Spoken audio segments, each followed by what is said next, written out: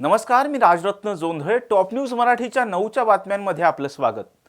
24 तास नाही तर फक्त एका तासात आपण देशभरातील दिवसभराच्या महत्त्वाच्या राजकीय, सामाजिक, क्राईम आणि मनोरंजनासह इतर घडामोडींचा वेगवान आढावा घेणार आहोत.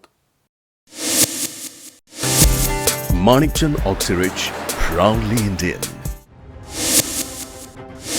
भाजपा नेते आणि भारताचे माजी उपपंतप्रधान लालकृष्ण अडवाणी यांना आज भारतरत्न पुरस्कार जाहीर झालाय.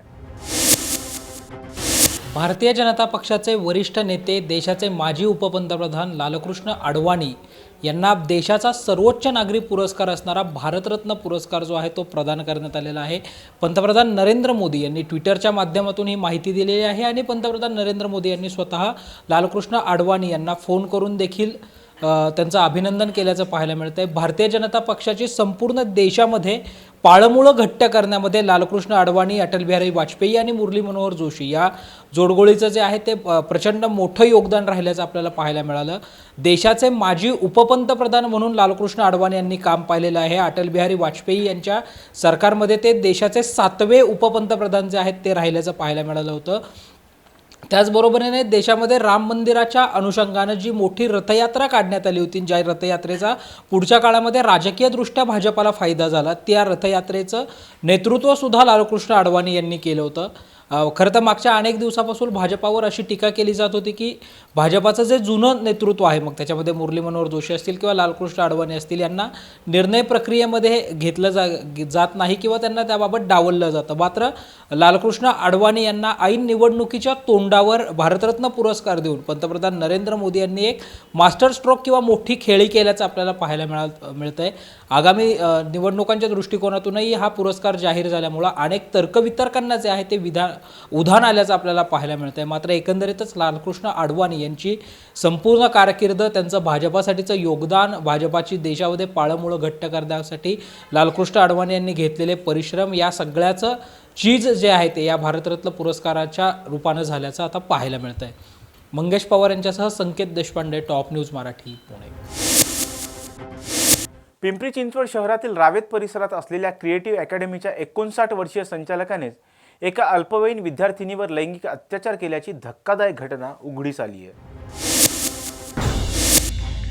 मी तुला फिजिकली डेव्हलप करेल, तू माझ्याशी रिलेशनशिप ठेव, असं म्हणत संचालकानेच विद्यार्थिनीसोबत अनैसर्गिक कृत्य केल्याची तक्रार दाखल झाल्यानंतर पोलिसांनी क्रिएटिव्ह अकॅडमीचा संचालक नौशाद शेख आणि एका माजी विद्यार्थिनीविरुद्ध पॉस्को बाल लैंगिक अत्याचार प्रतिबंधक कायद्याअंतर्गत गुन्हे दाखल केले आहेत. धक्कादायक बाब म्हणजे आरोपी नौशाद याने आधी 10 वर्षापूर्वी देखील अशाच प्रकारचं कृत्य केलं होतं.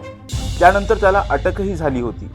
मात्र तो जेलमधून सुटला आणि आता त्याने पुन्हा एकदा असंच कृत्य केल्यानं पालकांमध्ये संतापाची लाट उसळली आहे. गुन्हा दाखल होताच पोलिसांनी आरोपी नौशाद शेख आणि त्याला मदत करणारी विद्यार्थिनीला अटक केली आहे.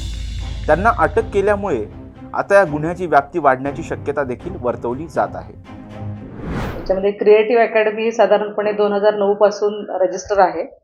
संचालक नौशाद अहमद शेख यांनी सदर ठिकाणी एंट्रन्स क्लासेससाठी तसेच पब्लिक स्कूल यासाठी मुलं ॲडमिशन घेत असतात व त्या ठिकाणी बॉईज हॉस्टेल आणि गर्ल्स हॉस्टेल हे दोन्ही पण त्या ठिकाणी राहण्याची मुलांची व्यवस्था असते. तर त्याच्यामध्ये एका मुलीशी फिजिकली इन्व्हॉल्व्ह होऊन डेव्हलप करणं, अशा प्रकारे व तुझ्याशी करिअर घडवेल अशा प्रकारे फूस लावून तिच्यासोबत रिलेशन ठेवलेलं आहे. त्या अनुषंगाने गुन्हा दाखल झालेला आहे. एकंदर मॅडम ह्या गुन्ह्यामध्ये मुलगी पण इन्व्हॉल्व्ह आहे आणि तिच्यावर पण कारवाई आपण केलेली आहे. काय सांगाल, ही स्ट्रॅटेजी काय आहे, त्याची मोडस काय आहे सगळ्या संदर्भात? बरोबर, त्याबद्दल अधिकचा तपास चालू आहे. ह्या जे अटक केलेली मुलगी आहे ते त्या याच्यातली पूर्वीची स्टुडंट आहे, त्यामुळे त्या अनुषंगाने आमचा तपास चालू आहे. मॅडम 9 वर्षापूर्वी असाच एक गुन्हा याच्या शिक्षण विभागामध्ये घडलेला आहे, ज्यामध्ये त्याला अटक पण झालेली आहे. पण त्याची जी डिलिंग आहे ती कायम वाढत गेलेली आहे असं या घटनेमधून दिसतंय. त्यासाठी पोलीस पुढे काय त्यांच्यावर ऍक्शन घेणार? अटक झाली इथपर्यंत ठीक आहे, पुढे काय त्याच्यावर मोठी ऍक्शन घेतली? ही घटना अतिशय गंभीर आहे. आम्ही आता साधारणपणे तिथे जे काही विद्यार्थी आहेत त्यांच्याकडे गोपनीयरित्या चौकशी करत आहोत, विचारपूस करत आहोत. तर त्या अनुषंगाने आमचा तपास चालू आहे. आणि सर्वात महत्त्वाचं आहे की बाललैंगिक अत्याचार अधिनियम हा जो कायदा आहे हा गंभीर आहे, याच्यामध्ये शिक्षाही गंभीर आहे. तर त्या अनुषंगाने आम्ही सर्व तपासामध्ये सगळ्या गोष्टींची चौकशी करून ज्या ज्या गोष्टी सत्य बाहेर येईल त्या अनुषंगाने तपास करत आहोत. कल्याणमधील भाजपाचे आमदार गणपत गायकवाड आणि शिंदे गटाचे माजी नगरसेवक शहर प्रमुख महेश गायकवाड यांच्यात आपसी वाद झाला. या वादानंतर भाजपा आमदार गणपत गायकवाड यांनी हिल लाईन पोलीस स्टेशन समोर महेश गायकवाड यांच्यावर अंधाधुंद गोळीबार केलाय. या गोळीबारात महेश गायकवाड हे गंभीर जखमी झाले असून त्यांना 4 गोळ्या लागल्या आहेत. त्यानंतर महेश गायकवाड यांच्यावर प्राथमिक उपचार केल्यानंतर त्यांना ठाण्यातील ज्युपिटर रुग्णालयात दाखल करण्यात आलं. त्यावेळी शिवसेना शिंदे गटाचे शेकडो कार्यकर्ते रुग्णालयाच्या बाहेर जमा झाले होते. कोणताही अनुचित प्रकार घडू नये म्हणून रुग्णालयाबाहेर कडक पोलीस बंदोबस्त ठेवण्यात आलाय. महेश गायकवाड़ और गणपत गायकवाड़ दोनों का आपस में किसी इशू पे कुछ विवाद था. इसी कारण कुछ कंप्लेंट देने वो आए थे. उसी दरमियान दोनों में चर्चा चल रही थी. उसी दरमियान आमदार गणपत गायकवाड़ ने महेश गायकवाड़ और उसके साथियों पर गोलीबार किया है. उसमें 2 लोग जख्मी है और आगे की तहकीकात शुरू है. उल्हासनगर येथील पोलीस स्थानकात भाजप आमदार गणपत गायकवाड यांनी शिंदे गटाच्या शहर प्रमुखावर पोलीस ठाण्यातच गोळीबार केला. या गोळीबाराच्या घटनेवर उपमुख्यमंत्री अजित पवार यांनी प्रतिक्रिया दिली असून सत्ताधारी असो वा विरोधक लोकप्रतिनिधींनी संविधानाने दिलेले अधिकार पाळले पाहिजेत असं विधान केलंय. काल रात्री हे सगळं मी अधिकाऱ्यांशी बोलल्यानंतर 12-12:30ला मला एक फोन आला तिकडनं. माझ्या कार्यकर्त्याचा आला. मी नंतर जरा माहिती घेण्याचा प्रयत्न केला. तोपर्यंत आमदारांचं फोनवर देखील G24 का कोणीतरी दाखवत होतं चॅनल आणि तेही मी बघितलं. वास्तविक काय नक्की तिथं घडलंय आणि तो अतिशय म्हणजे वैतागलेला माणूस कसा बोलतो तशा पद्धतीनं काही त्याचं वक्तव्य चाललेलं होतं. वास्तविक सत्ताधारी असो विरोधक असो कुणीही लोकप्रतिनिधींनी जे संविधानाने आपल्याला अधिकार दिलेला आहे, कायद्याने घटनेचं राज्य असतं, त्याचा कुठेही दुरुपयोग होणार नाही याबद्दलची खबरदारी सरकार म्हणून राज्यकर्ते घेत असतात. त्यावेळेस सरकारमधल्या प्रत्येक आमदारांनी संबंधितांनी हे व्यवस्थितपणेच वागलं गेलं पाहिजे. परंतु त्याच्या बोलण्यात फार वेगवेगळ्या गोष्टी आल्यात. त्या रात्री उशिरा मला त्या समजल्यात आणि सकाळी तुमच्या समोर आलं. वास्तविक कुणीही अशा पद्धतीनं कायदा हातात घेण्याचा प्रयत्न करता कामा नये. कायदा हा शेवटी सर्वश्रेष्ठ आहे, सगळ्यांना समान आहे. कॉमन मॅन असेल किंवा वरच्या पदावर कुणी बसलेला असेल तरी देखील त्यांना सगळ्यांना नियम कायदे सारखे आहेत. वास्तविक कुणाच्या बद्दल कुणाची माझी तक्रार असेल तर मी पोलीस स्टेशनला तक्रार केली पाहिजे, रितसर नोंद त्या ठिकाणी केली पाहिजे. आणि पोलीस स्टेशनच्याच आवारामध्ये हे सगळं घडलेलं आहे असं प्राथमिक माहिती मला मिळालेली आहे. मी अजून आज सकाळी पण 1-2 फोन लावले होते पण ते अवेलेबल संबंधित मला अवेलेबल झाले नाही. मी त्याच्याबद्दल मेसेज टाकलेले. मला ज्यावेळेस तिकडनं अधिकची माहिती मिळेल त्यावेळेस मी रात्री म्हणजे देवेंद्र फडणवीस राज्याचे उपमुख्यमंत्री आणि गृहमंत्री त्यांच्याशी पण बोलणार आहे. मुख्यमंत्र्यांशी संपर्क साधण्याचा प्रयत्न केला परंतु त्यांचं काल एक छोटं ऑपरेशन डोळ्याचं झालेलं आहे. त्याच्यावर ते काल कुणाला अवेलेबल नव्हते म्हणजे विश्रांती घ्यायला डॉक्टरांनी त्यांना सांगितलेली होती. पण आज देवेंद्रजींशी आणि बाकीच्यांशी बोलून नक्की काय झालंय, एवढ्या टोकाचे मजल का त्यांनी मारली, इतका TV चॅनलला पण त्यांनी फोनवर काही संभाषण जे केलं ते पण कायद्याला धरून अजिबात नव्हतं हे माझं स्पष्ट मत. उल्हासनगरमध्ये पोलीस स्टेशनमध्ये भाजप आमदार गणपत गायकवाड यांनी शिंदे गटाचे शहर प्रमुख महेश गायकवाड यांच्यावर गोळीबार केल्याचा व्हिडिओ सध्या पुढे आलाय.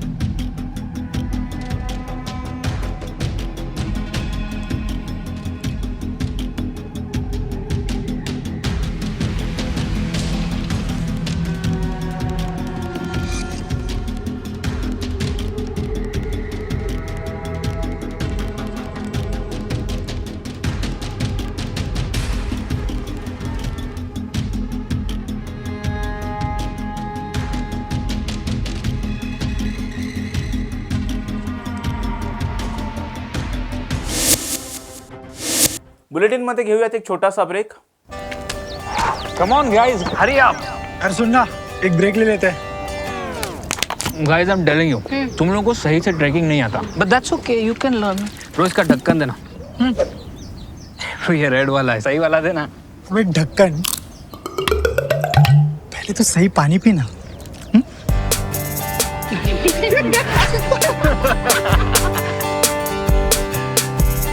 Manikchand Oxyrich, proudly Indian. Break नंतर आपल्या सर्वांचं पुन्हा एकदा स्वागत. महाडची जनता आपल्या सोबतच आहे असा विश्वास शिंदे गटाचे आमदार भरत गोगावले यांनी व्यक्त केला आहे. भास्कर जाधव जे काल बोलले ते आम्हाला समजलं, कळलं. भास्कर जाधव हा कासावीस झालेला माणूस आहे. आता त्याचं कारण योगेश कदम, रामदासबाई कदम आणि त्यांच्याही मतदारसंघामध्ये जे काय समजा किरण भैया असेल, उदय सामंत असतील, तिकडे शेखर निकम ह्यांनी जे काय कामांचा धूमधडाका लावलेला आहे त्याच्यामुळे त्यांच्याही पायाखालची वाळू हळूहळू सरकायला लागलेली आहे. कारण पूर्वीची जी पकड भास्कर जाधवांच्या मतदारसंघात होती ती हळूहळू कमी व्हायला लागली. त्याचं कारण खेडचा काही मतदारसंघ तिकडं जातो, चिपळूणचा काही त्या वाघ गुहागरमध्ये जातो. तर अशा प्रकारे ह्या तिन्ही पक्षाच्या आपल्या लोकांनी युतीच्या त्यांना घेरण्याचा प्रयत्न चालू केलेला आहे आणि त्याच्यामुळे हा कासावीस झालेला मनुष्य आहे. पण हरकत नाही आहे, आम्हाला त्यावरही काय बोलायचं नाही आहे. परंतु त्यांनी जे काय सांगितलं, शब्द वापरलेले आहे ते आम्ही ऐकलेलं आहे. परंतु आमची जनता, माझे मतदारसंघ, माझे मतदार बांधव हे अत्यंत सुज्ञ आहे. हे अशा आव आणून बोलणाऱ्याच्या भूलथापानं बळी पडत नाही आहेत. हे गेली 3 टर्म ह्या लोकांनी पाहिलं, अनुभवलं आणि करूनही दाखवलं. त्याच्यामुळे असे किती भास्कर जाधव येऊन घसा फोडून, नरडं फोडून त्यांनी जरी आव आणायचा प्रयत्न केला तरी हा आमच्या महाड, पोलादपूर, माणगावच्या जनतेवरती काहीही परिणाम होणार नाही आहे. त्यांनी त्यांच्या तिकडं काय होतं का ते पाहावं. परंतु तुम्हाला सांगू इच्छितो की ह्यांनी भास्कर जाधवांनी ही मुख्यमंत्र्यांची संधान साधलं होतं. हे आत्ता आव आणून बोलत आहेत, परंतु त्यांनी पण संधान साधलं होतं की काय करायचं, काय नाही. या सगळ्या परिस्थितीला आम्ही सामोरं आहोत ज्यावेळेला त्यांच्या जे काय चर्चा झाल्या आणि काय चर्चा घडवल्या.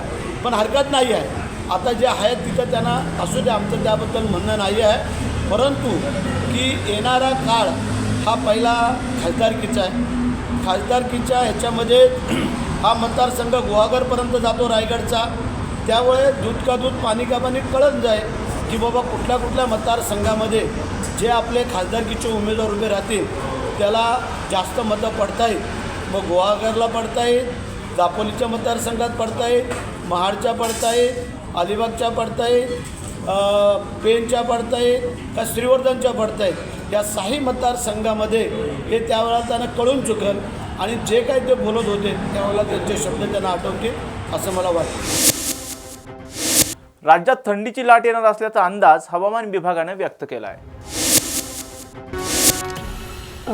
एक WD वेस्टर्न डिस्टर्बन्स म्हणजे पश्चिमी विक्षोभ आता ईशान्येकडे जात आहे. तसेच एक जेट स्ट्रीम म्हणजे जोरदार थंड हवा उत्तर भारतावर आहे. तसेच वाऱ्याची एक प्रभावी चक्रीय स्थिती नैऋत्य राजस्थान व लगतच्या पाकिस्तानवर आहे. त्यामुळे राज्यामध्ये पुढील 5 ते 7 दिवस हवामान कोरडे राहणार आहे. 24 तासानंतर किमान तापमानात घट होण्याची शक्यता आहे. 5 तारखेच्या सकाळनंतर किमान तापमान जवळजवळ 4 डिग्री सेल्सिअसने घट होण्याची शक्यता आहे. तसेच 5 तारखेनंतर आकाश निरभ्र राहणार आहे. उत्तरी वाऱ्यांमुळे 5 तारखेच्या सकाळनंतर किमान तापमानात 4 डिग्री सेल्सिअसने घट होण्याची शक्यता आहे. त्यानंतर पुढील 2 दिवस तापमान कमीच राहणार आहे. पुणे व आजूबाजूच्या परिसरात पुढील 5 ते 7 दिवस हवामान कोरडे राहण्याची शक्यता आहे. मनोज जरांगे पाटील यांच्या मागण्या मान्य झाल्यानंतर आज अहमदनगरमध्ये पहिलाच ओबीसी आरक्षण महाएल्गार मेळावा संपन्न झाला. या मेळाव्यात मंत्री छगन भुजबळ यांच्यासह प्रमुख नेते उपस्थित होते. प्रचंड मेहनत घेऊन जे आहे ही अतिशय अतिभव्य अशी सभा जी आहे या ठिकाणी भरवलेली आहे. अगदी सुरुवातीलाच इथून जवळच असलेल्या गहिनीनाथ गडावरील संत वामनभाऊ महाराजांच्या पुण्यतिथी आहे. अनिष्ट रूढी, परंपरा, अंधश्रद्धा याच्या विरुद्ध ते काम करत होते. त्यांना मी मनापासून जे आहे आदरांजली अर्पण करतो. मगाशी सांगितल्याप्रमाणे आज आद्य क्रांतिकारक नरवीर उमाजी नाईक यांची सुद्धा पुण्यतिथी आहे. 1857 च्या उठावा अगोदर अनेक उठाव झाले आणि अशा एका पहिल्या उठावा इंग्रजांना सलग 14 वर्ष सळो की पळो करून सोडणारे आणि सर्वप्रथम क्रांतीचं स्वप्न या आपल्या देशाला दाखवणारे आद्य क्रांतिकारक नरवीर उमाजी नाईक, त्यांना इंग्रजांनी पकडलं आणि या आजच्याच दिवशी 3 फेब्रुवारी 1832 पुण्याच्या खडकमाळ आळीजवळील मामलेदार कचेरीत वयाच्या केवळ 41व्या वर्षी देशासाठी सर्वप्रथम नरवीर उमाजी नाईक हसत हसत फासावर गेले. ते रामोशी समाजाचे, आमच्या ओबीसी समाजाचे नाईक नव्हे, देशाचे नाईक झाले. वेगवेगळ्या वेळेला विचारतात तुमची लायकी काय, लायकी काय. अरे हे असे अनेक नररत्न या देशासाठी या समाजाने दिलेले आहेत, छत्रपती शिवाजी महाराजांपासून तर आतापर्यंत. मी भारत सरकारचा आणि प्रधानमंत्री मोदी साहेबांचं सुद्धा अभिनंदन यासाठी करतो की आमच्या नाभिक समाजाचे स्वर्गीय कर्पूरी ठाकूर यांना मरणोत्तर भारत रत्न पुरस्कार त्यांनी जाहीर केला आणि आपल्या ओबीसी समाजाचं सुद्धा जे आहे ऋण त्यांनी मान्य केलं की ही सगळी मंडळी जी आहे देशासाठी, समाजासाठी काम करत होते. हा सर्वोच्च सन्मान आहे. शिक्षण क्षेत्र ते कृषी क्षेत्र, सर्व क्षेत्रांची आवड असणारे आणि काम करणारे, मुख्यमंत्री म्हणून गोरगरिबांना न्याय देणारे असे हे बिहारचे मुख्यमंत्री होते, नाभिक समाजाचे.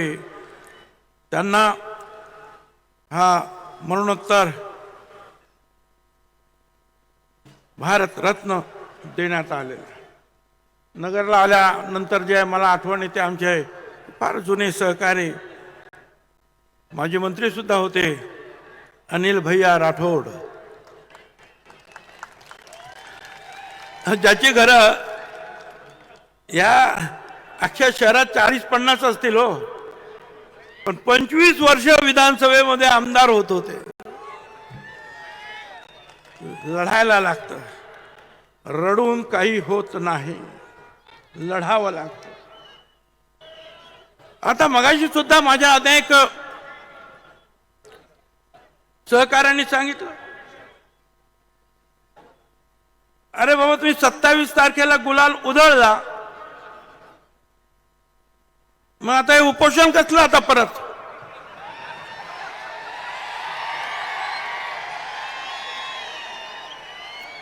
तुम्ही तर म्हणाले की आम्हाला आरक्षण मिळालं, गुलाल उधळला,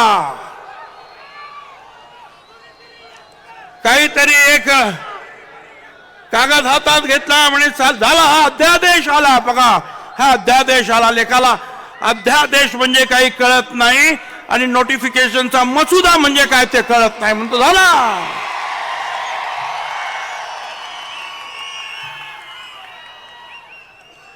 कशाला बसता? मिळालं ना तुम्हाला. आज 4 दिवस झाले या राज्यामध्ये उन्माद सुरू आहे. डीजे वाजवला जातो रात्री 3-3, 4-4 वाजेपर्यंत. जे ओबीसीचे लोक आहेत त्यांच्या घरासमोर शिवीगाळ केली जाते. आपण जिंकलो, आम्हाला मिळाला. काय चाललं मग उपोषण कशासाठी? आणि मी तर सांगितलं आता उपोषण करणार आहेत तर आमचे आता सेक्रेटरी काय आणि आणखीन कोण काय आता ताबडतोब निघतील. ताबडतोब बोल, तुला काय पाहिजे बोल. ताबडतोब तयार. हा घे GR, हा घे अत्यादेश, हे घे. एक एक गोष्ट मागण्यासाठी ते राज्यातील सुद्धा वेगवेगळे घटक वर्षानुवर्ष लढत असतात पण त्यांना मिळत नाही. पण याने नुसतं सांगितलं का उपोषण, ताबडतोब धावपळ सुरू.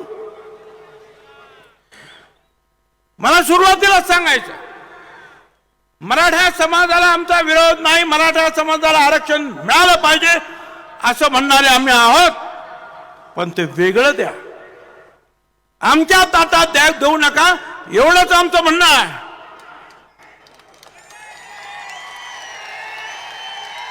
आणि ते म्हणतात की आम्हाला ओबीसी मध्येच द्या. मला काही कळलं नाही.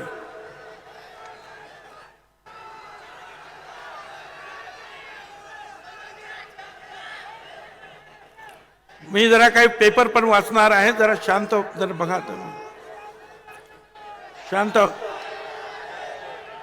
माझ्या बरोबर साथ यायचा असेल तर तुम्हाला कळलं पाहिजे काय चाललेलं आहे आणि कायदा काय म्हणतो ते ऐकून घ्या, तरच तुम्ही म्हणजे साथ चांगल्या प्रकारे देऊ शकता. शांत राहा. पाण्याची बाटली. मराठा समाजाला विरोध नाही, पण काय चाललंय?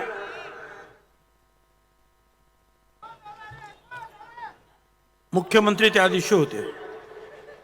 मला मुख्यमंत्र्याचा अवमान करायचा नाही, पण मला प्रश्न जरूर माझ्या मनामध्ये निर्माण झाला की तुम्ही 27 तारखेला वाशीमध्ये त्या मोर्चाला सामोरे गेलात. माझा काही विरोध नाही, पण तुम्ही तिथे जाहीर केलं की जी मी शपथ घेतली होती छत्रपती शिवाजी महाराजांची की सर्व मराठा समाजाला मी आरक्षण देईन, ती शपथ आता पूर्ण केली असं ते म्हणाले. मग मला आता प्रश्न असा पडला की जर शपथ पूर्ण झाली मराठा समाजाला आरक्षण देण्याची, तर हा ओबीसी आयोग आता जो काम करतोय ना, हे सर्वेक्षण हे कशासाठी? आरक्षण तर मिळालं ना तुम्हाला सगळं, तुम्ही तर म्हणाला शपथ पूर्ण झाली. मग हा आयोगाचा जो काही सर्वेक्षण चाललाय तद्दन खोटं, ते कशासाठी? घरोघर जातायत, फक्त जात विचारतात. 180 प्रश्न आहेत त्याच्यामध्ये. एका घराला 1.5 तास लागतो आणि हे तपासणी करणारे मला सांगा कधी कधी 25 तर कधी कधी 50 घरांची तपासणी झालं असं जाहीर करून टाकतात, असं रेकॉर्ड केलं जात. 180 प्रश्न, त्याच्यात फक्त जात विचारली जाते, जात कुठली, अमुक अमुक, आणि बाकी सगळं आपोआप भरलं जातं ऑफिस मध्येच. राष्ट्रवादी काँग्रेस परत घेतोय. राष्ट्रवादी काँग्रेस शरद पवार गटाच्या खासदार सुप्रिया सुळे यांनी आज पुण्यात पत्रकार परिषद घेत विविध मुद्द्यांवर भाष्य केलंय. भारतीय जनता पक्षाची सत्तेची आणि पैशाची मस्ती आहे. सातत्याने त्यांचे आमदार म्हणतात पोलिसांना मारा, त्यांचे आमदार पोलिसांच्या समोर गोळीबार करतात पोलीस स्टेशनमध्ये. हे महाराष्ट्राच्या इतिहासात कधी झालेलं नाहीये. मला एकदा आठवतं, मला असं वाटतं की एकदा गोळीबार कुठल्या तरी पक्षाच्या मागच्या वर्षी गोळीबार झाला होता कंपाऊंडमध्ये, आणि त्यांना क्लीन चिट द्यायचं पाप ह्याच सरकारने केलं होतं. आणि आता डायरेक्ट गोळीबार करून एकामेक गँग वॉर नाही तर काय हो, ही गँग वॉर आहे. जे सिनेमात बघतो ते आता वास्तवतेत रस्त्यात व्हायला लागले. हे आपापसात आलंय, उद्या तुम्हाला माळ्या गोळ्या मारतील हे लोक. अमित शहानी काय कारवाई करावी असं वाटतं?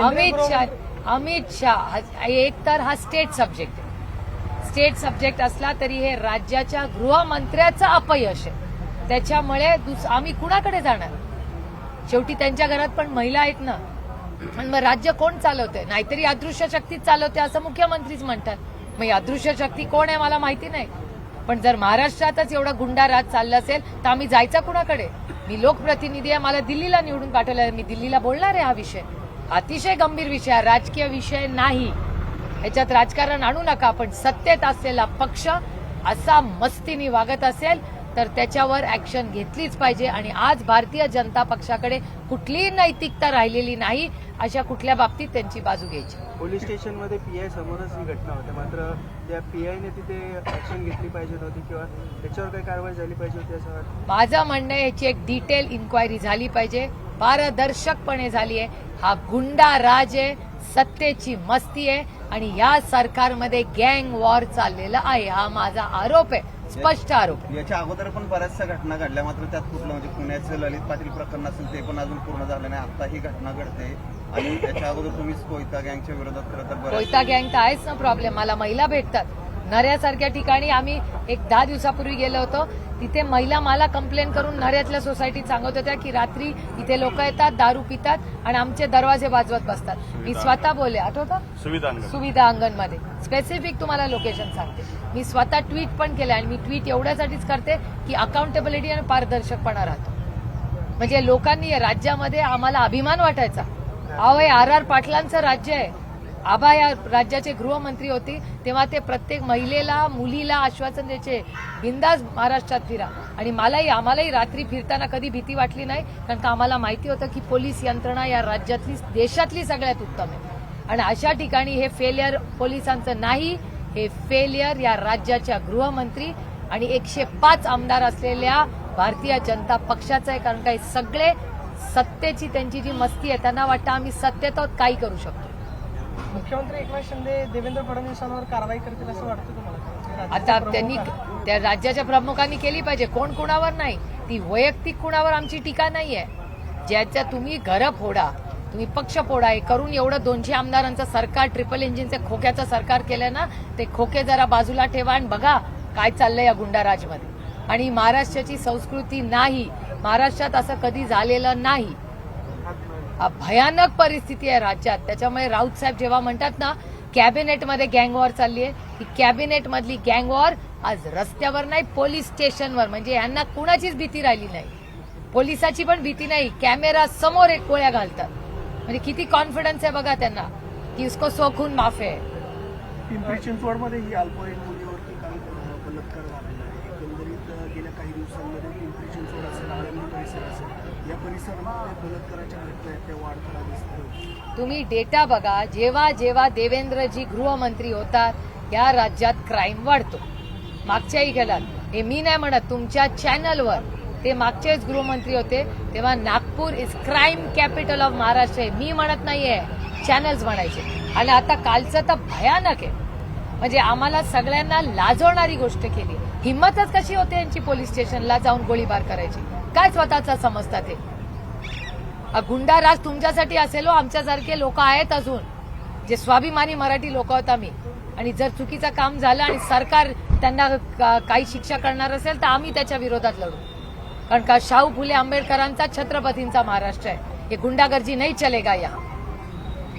लोकसभा निवडणुकीची तयारी सुरू आहे सध्या. सांगलीच्या जागावरून महाविकास आघाडीमध्ये पण त्या जागेचा काय फॉर्म्युला ठरलाय का सांगलीच्या? कारण 2 पाटलांमध्ये त्या ठिकाणी तर महाविकास आघाडी चर्चा जेव्हा सीट्समध्ये होते तेव्हा होईलच, मार्ग निघेल पुढच्या 1-2 दिवसातच. काय फार काय अडचण नाही. महाविकास आघाडीची चर्चा अतिशय चांगल्या पद्धतीने चाललेली आहे. प्रकाश आंबेडकर असतील.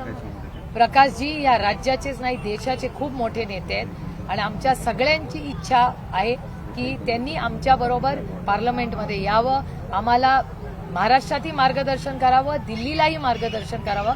कारण आज हा देशामध्ये जो गुंडा राज चाललाय हे कुठेतरी थांबलं पाहिजे आणि हा देश संविधानानेच चालला पाहिजे आणि त्याच्यासाठी प्रकाशजींचं मार्गदर्शन आमच्यासाठी अतिशय महत्त्वाचं असणार आहे. आणि आमची इच्छाच आहे की त्यांनी आमचे फक्त महाराष्ट्रातले मार्गदर्शक नाही पण दिल्लीतलेही मार्गदर्शक व्हावं. पार्लमेंट इंडिया आघाडीचं कधी महाविकास आघाडी होऊन नाही देणार, दाग पण बघून असं त्यांनी काल वक्तव्य केलेलं नाही, त्यांना आहे बघा, ही लोकशाही आहे. लोकशाहीत प्रत्येकाला मन मोकळं करायचा अधिकार आहे. त्याच्यामुळे ते त्यांच्या मनातल्या ज्या गोष्टी बोलतायत याचं मी स्वागत करते, कारण का ते मन मोकळं करतायत, चांगली गोष्ट आहे. इंडिया आघाडीत बिघाडी होते असं तुम्ही मानताय का? कारण त्यांचं वक्तव्याचा ते अर्थ होता, कारण बरेच पक्ष इंडिया आघाडीतनं बाहेर पडले. बरेच पक्ष नाही पडले हो, एकच पक्ष पडला. प्रत्येक राज्याचं कॉम्बिनेशन हे वेगळं आहे. It's not one size fits all. ही दडपशाही नाही आहे की वन साईज फिट्स ऑल. ही लोकशाही आहे. लोकशाहीमध्ये परम्युटेशन कॉम्बिनेशन असतात. ताई, मराठा आरक्षणावरून मनोज जरांगींना जे आश्वासन दिलेलं होतं, मनोज जरांगींनी गुलाल सुद्धा उधळला. मात्र आता ते परत म्हणतात की मी 10 तारखेपासून परत आमरण उपोषणाला बसणार आहे. राज ठाकरे असं म्हणतात की जर गुलाल उधळलेला होता तर तो विजय नेमका कशाचा होता? राज्य सरकारकडून जे मराठा आरक्षणासंदर्भात सांगितलं आलेलं होतं, मनोज जरांगींची फसवणूक झाली असं तुम्हाला वाटतं सरकार? एकतर कोण काय बोललं हे मला माहिती नाही. मी कालच रात्री उशिरा दिल्लीवरनं आले. पण एक तुम्हाला सांगते, मी कालही पार्लमेंटमध्ये ऑन रेकॉर्ड बोलले आणि आज पुण्यात ऑन रेकॉर्ड बोलते. कन्सिस्टंट आमची लाईन आहे. राष्ट्रवादी काँग्रेस पक्ष मराठा, धनगर, लिंगायत आणि मुस्लिम समाजाच्या आरक्षणासाठी कटिबद्ध आहेत. कुठलंही सरकार जेव्हा प्रस्ताव आणेल, आज त्यांचा आहे उद्या आमचा असेल, तर जो कोणी प्रस्ताव आणेल त्याला पूर्ण ताकदीने मराठा, धनगर, लिंगायत आणि मुस्लिम समाजाच्या आरक्षणाच्या सगळ्या मागण्यांसाठी आम्ही कटिबद्ध आहोत आणि जे कोणी आणेल त्या प्रस्तावाला पूर्ण ताकदीने आम्ही मतदान करू. शिवसेनेचेच एक आमदार छगन भुजबळांचा राजीनामा मागतात किंवा त्यांनी राजीनामा दिला पाहिजे किंवा त्यांना काढून टाकलं पाहिजे मंत्रिमंडळातून, असं वक्तव्य केलं त्यांनी. कमरेखाली लाद घालून त्यांना हाकलून दिलं पाहिजे अशी एक. मला असं वाटतं भुजबळ साहेब हे या राज्याचे, देशाचे अतिशय मोठे कर्तृत्ववान नेते आहेत. संघर्षातून त्यांनी सगळं त्यांचं आयुष्य उभं केलेलं आहे. मी फार जवळून त्यांचं आयुष्य पाहिलेलं आहे. त्यांच्या आयुष्यात खूप उतार चढाव आलेले आहेत आणि ते माझ्या वडिलांच्या जवळपास त्या वयाचे आहेत. त्याच्यामुळे प्रत्येकाने सुसंस्कृत मराठी माणसांनी ज्यांच्यावर चांगले संस्कार झाले यांनी सगळ्याच ज्येष्ठ नागरिकांचा मान सन्मान करावा. भुजबळ साहेबी वयानी आणि कर्तृत्वानी मोठे आहेत. त्याच्यामुळे आज त्यांच्याबद्दल कोणीतरी बोलत असेल त्याबद्दल त्यांना दुःख झालं असं तेही अर्थातच तुमच्याच कोणाच्या तरी चॅनलवर काल सकाळी मी पाहिलं. त्यामुळे आज जे राऊत साहेब बोलतात ते खरं आहे. ही गँग वॉरच आहे. ज्या पद्धतीने ज्येष्ठ नागरिकांचा अपमान कॅबिनेटमध्ये होतो, बाहेर होतो, पोलीस स्टेशनला गोळीबार होतोय, मला विचाराल तर या सरकारमध्ये राहायची नैतिकताच राहिली नाही. मला असं वाटतं केंद्र सरकारने या सरकारला बरखास्त केलं पाहिजे, ही माझी आजची मागणी आहे. अंजली दमानी असं म्हणतात की छगन भुजबळ भाजपमध्ये जातील आणि भाजपला त्यांना ओबीसी चेहरा म्हणून निवडायचं आहे. काल त्यांचं ट्विट आलं, त्याच्यावरती बरीच चर्चा काल दिवसभर होताना पाहायला मिळाली. खरंच असं वाटतं छगन भुजबळ आता अजितदादांसोबत आहेत, भविष्यामध्ये ते भाजपसोबत जातील? ते नाही बाबा मला माहिती. या प्रश्नाचं उत्तर तुम्ही त्याच लोकांना विचारायला लागेल. त्यांना एकटं पाडले असं वाटतंय का? अंजली दमानी तुमच्या संपर्कात? माझ्या मी लोकप्रतिनिधी आहे. मी सगळ्यांच्याच संपर्कात असते आणि मी हुड घालून वगैरे कोणाला भेटत नाही. मी ओपनली सगळ्यांना भेटते. माझ्या आयुष्यात ब्लॅक अँड व्हाईट, ग्रे, आपलं आयुष्य ब्लॅक अँड व्हाईट आहे, ग्रे नाहीये. त्याच्यामुळे मी रात्री हुड घालून लोकांना भेटायला जात नाही. मी ओपनली भेटते सगळ्यांना आणि मी जे करते ते खूप हॅपीली पारदर्शकपणे मी सोशल मीडियामध्ये, फेसबुकमध्ये टाकते. ताई, लोकसभेच्या पार्श्वभूमीवर येणाऱ्या काळामध्ये ईडीच्या जे काही कारवाई होत आहेत त्या खरं तर वाढण्याची शक्यता. लालकृष्ण अडवाणी यांना भारतरत्न पुरस्कार मिळण्यास उशीर झाला असं मत राष्ट्रवादी काँग्रेस शरद पवार गटाचे अध्यक्ष शरद पवार यांनी पुण्यात पत्रकारांशी बोलताना व्यक्त केले. त्यांच्या पक्षात काय झालं की याच्या काही खोलवर जाऊ इच्छित नाही. साहेब, एक घटना काल मुंबईमध्ये घडली. एका आमदारांनी भर पोलीस स्टेशन मध्ये पोलीस अधिकाऱ्यांच्या समोर एका वेगळ्या दुसऱ्या पक्षाच्या शहराध्यक्षावरती हल्ला केला. त्यात 2 जण जखमी झाले. राज्यातली कायदा सुव्यवस्था सर्वसामान्यांसाठी निश्चितपणे जितकी महत्वाची असते तितकीच जे कायदे बनवतात ज्यांच्यावरती जबाबदारी आहे त्यांच्याकडून अशा पद्धतीचं वर्तन होतं. असं आहे, हे कोणाबद्दल घडलं मला फारसं माहिती नाही. भारतीय जनता पक्षाचे गायकवाड नावाचे आमदार आहेत, त्यांनी गोळीबार केला. शिंदे गटाचे कल्याणचे तूच त्या भागात गायकवाड आहेस. म्हणजे असं आहे की सध्या ज्यांच्या आता राज्याची सूच आहे तिथं कायदा हातात घेणाऱ्यांच्याबद्दल मुक्तता किंवा मुखिक हे आहे असं जे ऐकायला मिळतं ते वास्तव आहे असं तुमच्या माहितीवर दिसतं. सत्तेचा गैरवापर हा केला जातो ही तक्रारी येते. पण त्याला काही मर्यादा आहेत. असं फायरिंग आणि तत्सम गोष्टी या जर व्हायला लागल्या आणि राज्य सरकारची त्या सगळ्या बाबतीत बघ्याची भूमिका असेल तर राज्य आज कोणत्या दिशेने चालले आहे तुमच्या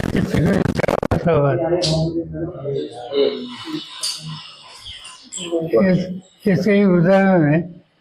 आणि अक्षरशः हे अशा गोष्टी घडतात या महाराष्ट्राच्या जनतेच्या दृष्टीने चिंताजनक आहे. साहेब, देवेंद्र फडणवीस गृहमंत्री झाल्यानंतर राज्यातील गुन्हेगारी वाढते असं सुप्रियाताईंना वाटतंय. तुम्हाला देखील असंच वाटतंय का की फडणवीस असल्यानंतर असं कोणाला वाटतं? सुप्रियाताईंना वाटतंय. त्यांना विचारा, त्यांचा प्रश्न मला काही विचार. एखाद्या गोष्टीचं तुला खुलासा मला मागू शकतो. तुम्ही पत्रकार आहात. ठीक आहे. काही पत्र कुणाचं बोलतो ही फाईलचा आनंद आहे. काल महाविकास आघाडीची बैठक झाली. प्रकाश आंबेडकर बाहेर येऊन असे म्हणले आमची युती राष्ट्रवादी आणि शिवसेनेची आहे, काँग्रेस सोबत अजून बोलणे झाले नाही. मग आघाडी म्हणून एकत्र चर्चा करणं अपेक्षित आहे.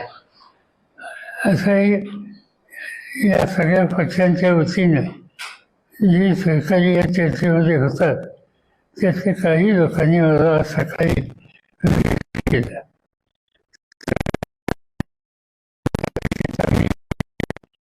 बाळासाहेब आंबेडकर यांचा एक आग्रह होता आणि त्या आग्रहाला काही तथ्य आहे की एकत्र आपण येतो पण शेवटी काहीतरी कार्यक्रम लोकांच्या सोबत एका विचाराचा मांडला पाहिजे.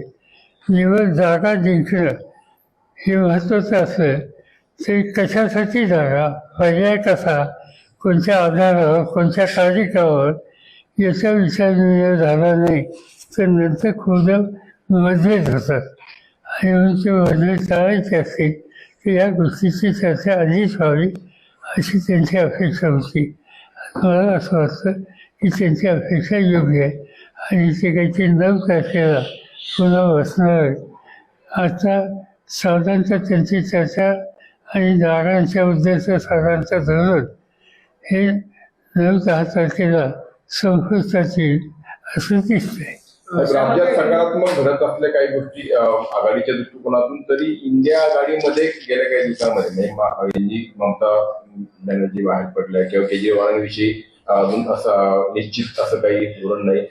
त्यांच्या राज्यामध्ये काही राजकीय पक्षांच्यात आणि त्यांच्यात अंतर आहे. मागच्या निवडणुकीमध्ये ते एकमेकाच्या विरुद्ध अतिशय आक्रमकपणाने लढले आणि त्यांना असं वाटतं की निवडणुका होऊन द्याव्यात, निवडणुकीच्या नंतर एकत्र पर्याय देण्याच्यासाठी बसावं आणि लोकांना हे कन्व्हिन्स करावं कुठल्याही परिस्थितीमध्ये भाजपचा पराभव करण्याच्यासाठी जे करावं लागेल ती करण्याची आमची तयारी आहे. ही भूमिका त्यांनी घेतली आणि ती स्पष्ट आहे.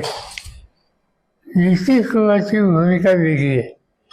नितीश कुमारने NDAच्या बरोबर जायचाच निकाल घेतला. खरं सांगायचं म्हणजे इंडियाची ही बैठक त्यांनी पुढाकार घेऊन बातम्याला घेतली. मी स्वतः त्या बैठकीला हजर होतो आणि ते अतिशय आक्रमकपणानं एकत्र राहून भाजपच्या विरुद्ध पर्याय द्यायला पाहिजे हे सांगत होते. पण एकदम एक्स्ट्रीम जसा डिसिजन त्यांनी घेतला. आता विचार हे मी सांगू शकत नाही, पण ते घडलं ते काही चांगलं नाही. आणि माहिती जी आमची बिहारमध्ये लोकांना सुद्धा हे आवडलेलं नाही. त्याची फळं उद्याच्या निवडणुकीत दिसते. सातत्याने केंद्रीय यंत्रणांबद्दल बोललं जातं की झारखंडचे जे मुख्यमंत्री आहेत हेमंत सोरेन त्यांच्यावरती अटकेची कारवाई करण्यात आली.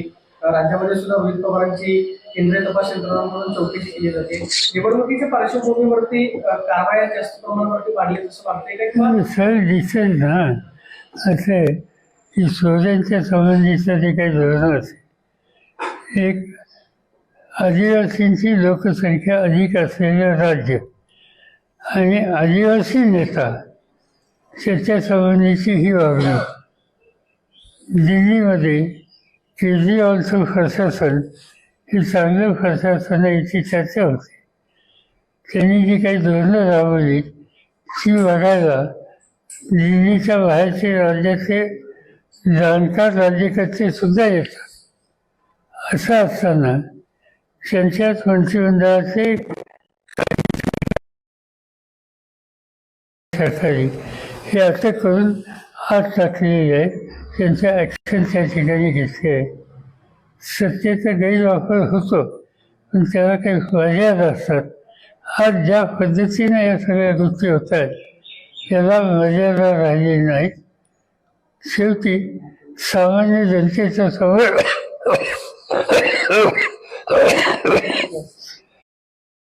बुलेटिनमध्ये घेऊयात एक छोटासा break. Come on guys, hurry up. अरे सुन ना, एक ब्रेक ले लेते हैं. Guys I am telling you, तुम लोगों को सही से ट्रैकिंग नहीं आता. But that's okay, you can learn. रोज का ढक्कन देना. ये रेड वाला है, सही वाला देना. अबे ढक्कन, पहले तो सही पानी पीना.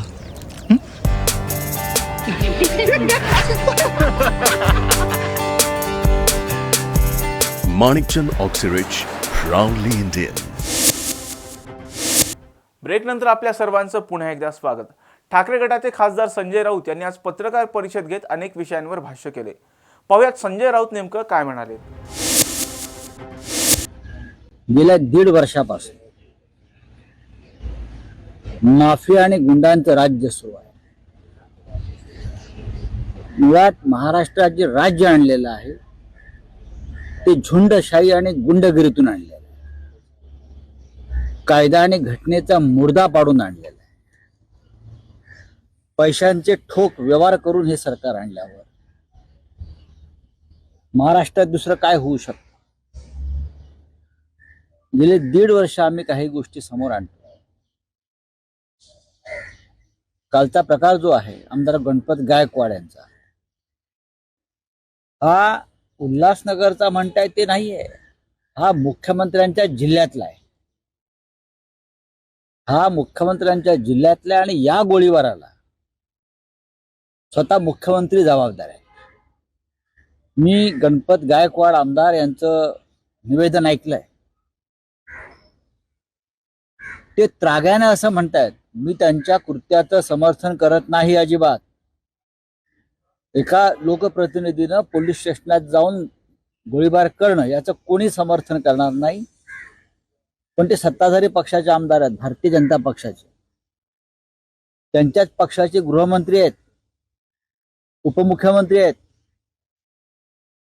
गणपत गायकवाड असं म्हणतायत की मी मनस्तापातून एकनाथ शिंदे यांच्यामुळे हा गोळीबार केलाय. हे त्यांचं स्टेटमेंट आहे.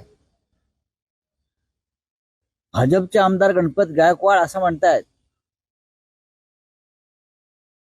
या महाराष्ट्रात जर एकनाथ शिंदेसारखे मुख्यमंत्री असतील तर या राज्यामध्ये फक्त गुन्हेगारच निर्माण होतील. हे भारतीय जनता पक्षाच्या एका आमदाराचं निवेदन आहे पोलीस स्टेशनमधून. मी गेल्या वर्षभर सांगतोय की मुख्यमंत्र्यांच्या कार्यालयातून, आपल्याला आठवत असेल, मुख्यमंत्र्यांच्या कार्यालयातून तुरुंग, गुन्हेगारांच्या टोळ्या यांना कसे दूरध्वनी जात आहेत, तुरुंगात सुद्धा. उद्याच्या निवडणुकांसाठी गुंडांची मदत व्हावी म्हणून पुणे, मुंबई, कोल्हापूरसह ठाणे जिल्ह्यामधल्या अनेक तुरुंगातल्या गुन्हेगारांना जामिनावर बाहेर काढण्यात आलेलं आहे. हे मी वारंवार सांगतोय. मी नावं देऊ शकतो. पुण्यामध्ये मी नावं देईन तुम्हाला. 4 प्रमुख गुंडटोळ्यांच्या प्रमुखांना ज्या पद्धतीनं जामिनावर बाहेर काढण्यात आलं ते फक्त राजकारणासाठी. त्यातून एका गुंडाचा खून झाला. मुंबईमध्ये तेच सुरू आहे. महाराष्ट्रातल्या अनेक भागामध्ये गुंड टोळ्यांच्या हातामध्ये कायदा दिलेला आहे की तुम्ही कायद्याचं राज्य वगैरे काय नाही, तुम्ही सांगाल तो कायदा, फक्त आम्हाला निवडणुका जिंकून द्या. महेश गायकवाड कोण आहेत मला माहित नाही, पण त्याच्यावर झालेला आमदाराने केलेला गोळीबार हा धक्कादायक. कसल्या कायद्याचं राज्य? कुठेच गृहमंत्री आम्हाला कायदा शिकवतात. हा, कोणालाही कायदा हातात घेऊ दिला जाणार नाही. हे काय फक्त शिवसेना, काँग्रेस, राष्ट्रवादी काँग्रेस, म्हणजे खरी राष्ट्रवादी काँग्रेस यांच्या बाबतीतच आहे का? कोणालाही कायदा हातात घेऊ दिला जाणार नाही. एका आमदारांना गोळीबार करून सुद्धा मुख्यमंत्र्यांचं निवेदन नाही. गृहमंत्र्यांची भूमिका स्पष्ट नाही. अजित पवार म्हणतात मी गृहमंत्र्यांशी चर्चा करीन. हे काय फक्त गृहमंत्र्यांशी फक्त चर्चा करणं इतपत हे प्रकरण सौम्य आहे का? सामान्य जनतेने अशा प्रकारे कायदा हातात घेतला असता आणि तो जर एखाद्या विरोधी पक्षाचा कार्यकर्ता असता तर एव्हाना त्याला विना चौकशी फासावर लटकवला असता. हा, पोलीस आमच्या दारामध्ये येतात, आमच्या कार्यकर्त्यांना तडीपार करतात, खोटे गुन्हे दाखल करतात. तुमच्या जिल्ह्यात काय चाललंय? तुमच्या जिल्ह्यामध्ये माफियांचं राज्य चाललंय. नागपूर असेल, ठाणे जिल्हा असेल, मुंबई असेल, पुणे जिल्हा असेल, राजकीय स्वार्थासाठी, राजकारणासाठी, निवडणुका जिंकण्यासाठी गुन्हेगारांना, माफियांना तुरुंगातून सोडवून त्यांना संरक्षण देऊन आपल्या राजकीय विरोधकांवर त्यांनी सोडलेलं आहे. हे चित्र महाराष्ट्राचं अत्यंत भयावह आहे. आता माझ्या निवेदनानंतर गृहमंत्री वक्तव्य करतील बरं का, त्यांना तोंड आहे का? आजच्या प्रकारानंतर त्यांना तोंड आहे का? या भाजपवाल्यांना काय चाललंय या राज्यामध्ये? गणपत गायकवाड यांचे निवेदन हे सामान्य माणसानं पूर्णपणे समजून घेतलं पाहिजे की मी मुख्यमंत्री शिंदे यांच्यामुळे गोळीबार केला. ते गुन्हेगारांना पाठीशी घालतायत, ते गुन्हेगारांना मदत करतायत. हे त्या आमदाराचं निवेदन आहे. गणपत गायकवाड हे 3 टर्मपेक्षा जास्त काळ आमदार आहेत आणि त्यातला बराच काळ ते भारतीय जनता पक्षामध्ये आहे अशी माझी माहिती आहे. आणि महाराष्ट्रामध्ये शिंदे यांच्या राजवटीमध्ये गुन्हेगारांची पैदास सुरू झालेली आहे. हे भारतीय जनता पक्षाचे एक आमदार सांगतोय. देवेंद्र फडणवीस आणि त्यांची पिलावळ जी आहे कुई करणारी आमच्या विरोधात, आता त्यांनी याच्यावर बोलावं. शरद मोहोळ येरुणकर चुनाभट्टीमध्ये झालेल्या गोळीबार, या सगळ्या मागे राजकीय पाठबळ आहे. या सगळ्या मागे राजकारण आहे, झुंडशाही आहे, पैशाचे व्यवहार आहेत, खोके आहेत आणि पेट्या आहेत. आणि आता सगळ्यांचा हिशोब हा मुख्यमंत्री कार्यालयातून आणि वर्षा बंगल्यावरून केला जातोय, सगळ्यांना माहिती आहे. हे मी मागेही सांगितलेलं आहे, आताही सांगतोय आणि त्याचे प्रमाण आहे. हे स्वतः भारतीय जनता पक्षाच्या आमदारांनी एका त्राग्यानं गोळीबार करून हे आपलं निवेदन दिलेलं आहे. मी कोणावरती व्यक्तिगत टीका टिप्पणी करत नाही, पण महाराष्ट्र इतक्या रसातळाला कधीच गेला नव्हता. आतापर्यंत आम्ही इतर राज्यांवर टीका करत होतो. आज महाराष्ट्रामध्ये पोलीस स्टेशनमध्ये वरिष्ठ पोलीस अधिकाऱ्यांच्या कॅबिनमध्ये हा गोळीबार होतोय. का? देवेंद्र फडणवीस, आपण वकील आहात, आपण ज्ञानी आहात. हा, राम तुमच्या बाजूने आहे, रामावर तुम्ही हक्क सांगताय. रामाचं राज्य हे कायद्याचं राज्य होतं, तुमचं राज्य कायद्याचं आहे का? राजन साळवींच्या उपमुख्यमंत्री अजित पवार आज सोलापूर दौऱ्यावर होते. या सोलापूर दौऱ्यादरम्यान बोलत असताना अजित पवार नेमकं काय म्हणालेत पाहूयात. मित्रांनो, मला बरेच दिवस किसन जाधव आणि नागेश गायकवाड सांगत होते की दादा, सोलापूरला ज्यावेळेस तुम्ही याल, शहराचा ग्रामीणचा कार्यक्रमाच्या निमित्तानं, आढावा बैठकीच्या निमित्तानं, त्यावेळेस आम्हाला एक चांगल्या प्रकारे महिला सर्वरोग आरोग्य शिबिर आणि त्याला जोडून आम्ही अनेक प्रकारचे विकासाची कामाचे आम्हाला शुभारंभ करायचे आणि आमच्या आया बहिणींना साडीचं पण वाटप करायचं. आज या सर्वरोग आरोग्य शिबिराच्या निमित्तानं उपस्थित असणारे सगळे म्हणजे डॉक्टर्स, नर्सेस, पॅरामेडिकल स्टाफ, त्या सगळ्यांचं पण मी इथं स्वागत करतो. थोडा उशीर झाल्याबद्दल दिलगिरी देखील व्यक्त करतो. सोलापूर शहरामध्ये या सर्व रोग आरोग्य निदान शिबिरासह विविध विकास कामाचं उद्घाटन होतंय. मी सहज बघितलं, त्याच्यामध्ये आपण अमृत योजना, सोनामाता शाळा ते कोळी समाजपर्यंत ड्रेनेज लाईन टाकणं 1 कोटी रुपये, मूलभूत सोयी सुविधा योजनेतून सेटलमेंट, मार्गो मास्टर ग्राउंड येथे सुशोभीकरण करणं 2.25 कोटी रुपये, मोदी आरोबी ते कॅन्सर हॉस्पिटल पर्यंतचा रस्ता करणं 33 लाख रुपये, केंद्र शासन पुरस्कृत राष्ट्रीय स्वच्छ वायू योजनेअंतर्गत 2023-24 मध्ये प्रभाग क्रमांक 22 मध्ये ते रेवंत सिद्धेश्वर मंदिर ते मातंग वस्तीमध्ये रस्ता काँक्रिटीकरण करणं 8,67,000 आणि प्रभाग क्रमांक 22 मध्ये आदिशक्ती चौक ते सरगर वस्ती पोलीस चौकीपर्यंत ड्रेनेज टाकणं 34 लाख. त्या सगळ्या कामांचं भूमिपूजन झालं, शुभारंभ झाला असं जाहीर करतो. प्रायोगिक तत्वावर काही माझ्या महिलांना इथं साडी वाटप झालं. इथं बसलेल्या बाकीच्याही महिलांना माझ्या भाषणाच्या नंतर साडी वाटप होणार आहे, त्यांनी काळजी करू नये. माझी एक विनंती आहे, आता रुपालीनी पण बोलत असताना सांगितलं की स्वतःच्या आरोग्याबद्दल आपण सगळ्यांनी जागरूक असलं पाहिजे. सर्वजणांनी, तुम्ही महिला भगिनींनी तपासणीसाठी इथं उपस्थित राहिलात.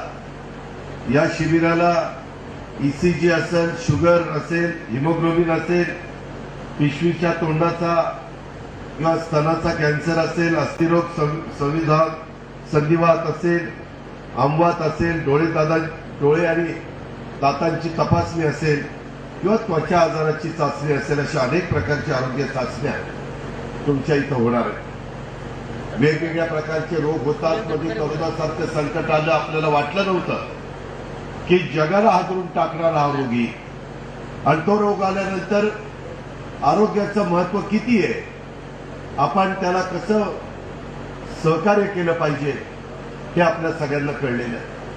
आज पण मी इथं आल्यानंतर पुढे सोलापूर जिल्ह्याचा, सोलापूर शहराचा आढावा घेत होतो. त्यावेळेस अधिकारी आणि लोकप्रतिनिधींशी बोलत होतो.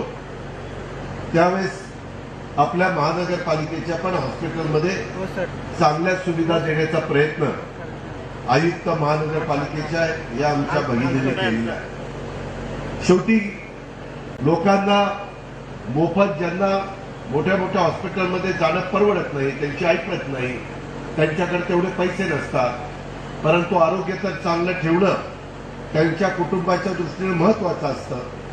अशा ठिकाणी आपली महानगरपालिका, आपला आरोग्य विभाग, आपला वैद्यकीय शिक्षण विभाग हा तुमच्याकरता धावून येतो. आज इथं आदिती तटकरे येऊ शकली नाही, परंतु 4थं महिला धोरण हे महायुतीच्या सरकारने महिला बाल विकास खात्याच्या मंत्री म्हणून आदिती तटकरेंनी आणलेले आहे. आपल्यामध्ये भारतीय संस्कृतीमध्ये स्त्रियांच्याकडं एक शक्तीचं प्रतीक म्हणून बघितलं जातं. त्यांच्यामध्ये माया असते, ममता असते, प्रेम असतं, वात्सल्य असतं.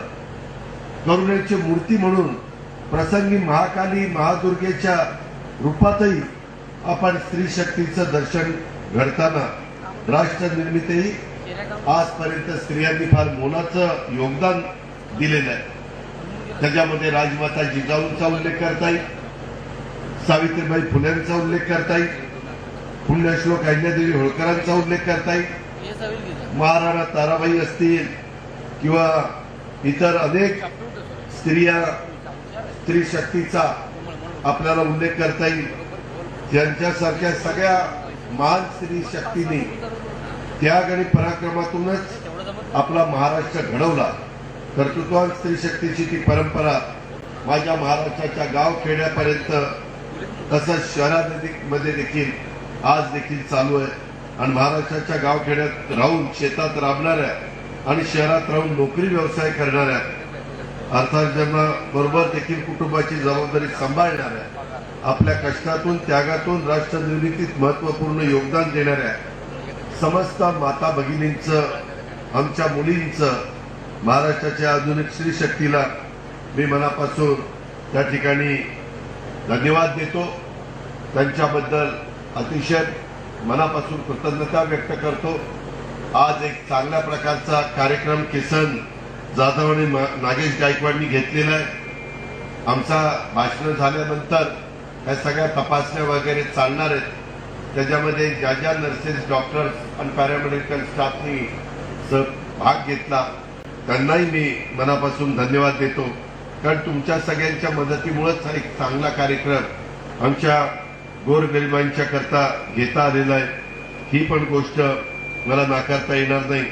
मला याची गोष्टीची जाणीव आहे. मी ज्या बारामती तालुक्याचं गेले 32 वर्ष प्रतिनिधित्व करतो त्या भागातल्या अनेक तुमचे नातेवाईक हे बारामतीमध्ये राहत आहेत. आता मला काही नर्सेस पण भेटल्या. त्या म्हणल्या दादा आम्ही बारामतीच्याच आहोत. एक जवळचं नातं आमचं या सगळ्यांशी आहे आणि त्यांना भेटल्यावर एक वेगळ्या प्रकारचं समाधान या बाबतीमध्ये आम्हाला बघायला मिळतं. आजच्या 9च्या बातम्यांमध्ये इथेच थांबण्याची वेळ झाली. पाहत राहा टॉप न्यूज मराठी. आपला महाराष्ट्र, आपली बातमी.